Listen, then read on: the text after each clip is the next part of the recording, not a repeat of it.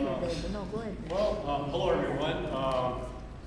My name is Joe, and it gives me great pleasure of saying I'm the father of the bride. Sorry. He wanted me to film it, so. My wife, Sue, and I would like to Yes, welcome I'm family okay. and friends for sharing this very special day, the marriage celebration of our daughter Michelle and her husband Matt. We appreciate the effort made by guests who have traveled a long way to get here. We have guests tonight from Bolivia, Japan, South Korea, the Bahamas, England, and from the East Coast to the West Coast. And of course, we have a special welcome to Matt's family.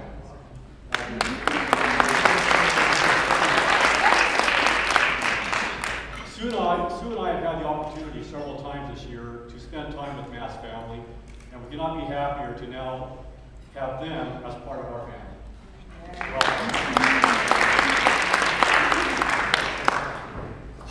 Next, I would like to express my sincere appreciation to everyone who has assisted in making this great day possible.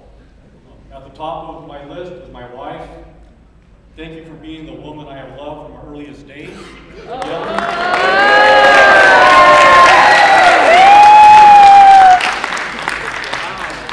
And for being the best mother possible to our girls, Michelle and Julie. Here, here. Here, here.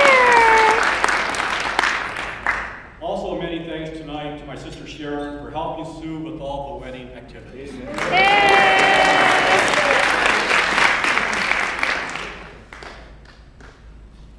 Michelle, you are a beautiful bride, and I'm a proud father. And Matt, you are a handsome groom, and I cannot be happier that you and Michelle found each other and are now married. The marriage ceremony today at the Japanese garden was a perfect setting and a March beginning of your lives together. I knew from her earliest years that Michelle was truly special. Nothing she has accomplished has surprised me. Michelle is kind-hearted, strong-willed, and very intelligent. It was obvious to Sue and I that Michelle, as a very young child, had many talents. Memorization came naturally for Michelle, and she especially enjoyed working with numbers. Looking back, it seems like we were always playing some type of memory or math game. When Michelle turned 7 years old, this being Michelle, she came home and asked if we would call her by the name of Seven instead of I'm not sure if she liked the sound of 7 or just the number 7. That's what she liked. That's what she wanted us to call her. But I actually did that for a few days. I realized that about that time, by the time Michelle reached the 5th or the 6th grade, she had already surpassed me in reading, writing, and mathematical skills. As a 6th grader, Michelle came home from school one day, very upset and in tears. Her English paper was marked down 1 or 2 points due to a few spelling mistakes. Michelle said it was not fair. Why, I asked, and she replied, well, the other students did their homework using computers, and computers have a spell check feature. They could not make a spelling error while my papers were submitted in longhand.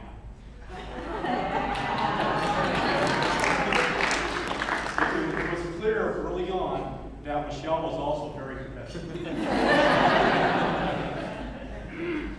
Michelle and Julie spent the next few days counting all the spare change I have been saving over the years, and just like that, we had our first desktop computer. Jumping ahead a few years, Michelle finished grad school in Chicago, and several months later got her first job and moved into her first apartment in Manhattan. Anyone who knows me can imagine how stressed that was for me.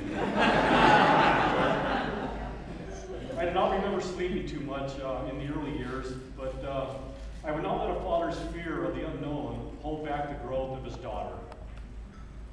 Now I look back, and it could not have turned out any better. Michelle, growing up, I've always told you to trust your instincts. As parents, your mother and I cannot be more proud of you and your accomplishments.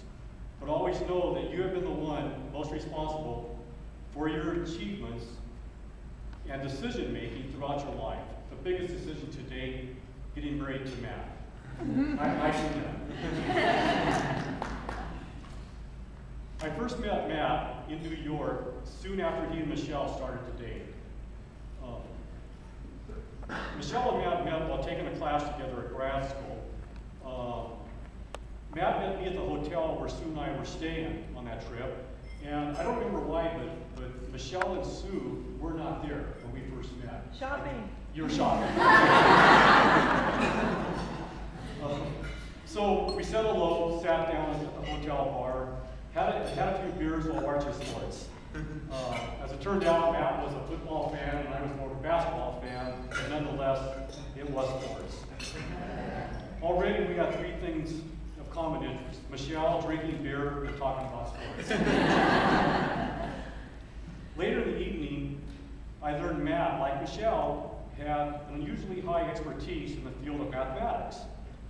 I sat there absolutely clueless as he patiently explained some of his math studies at grad school as it pertained to the financial markets and financial sector. I was certainly impressed. I knew then that he and Michelle would be a good match. During the last 3 to 4 years, Sue and I have been able to spend more time with Matt in New York, in Los Angeles, and most recently, Fort Worth, Texas, where we had a pre-wedding celebration with many of Matt's family and friends. Matt also is truly special, as his parents have long known. Anyone who has spent time with Matt and Michelle know how deeply they love and care for each other.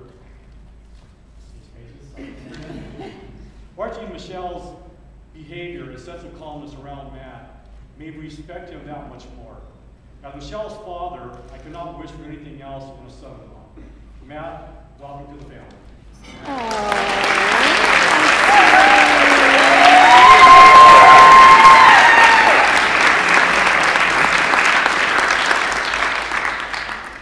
Every parent wants the same thing for their child, and that is to be happy. Michelle and Matt have indeed found happiness together. Yes. Family and friends, thank you again for sharing this very special wedding day celebration with us. Now, please raise your glasses and join me in a toast to the bride and groom. I love my daughter Michelle and her wonderful husband, Matt.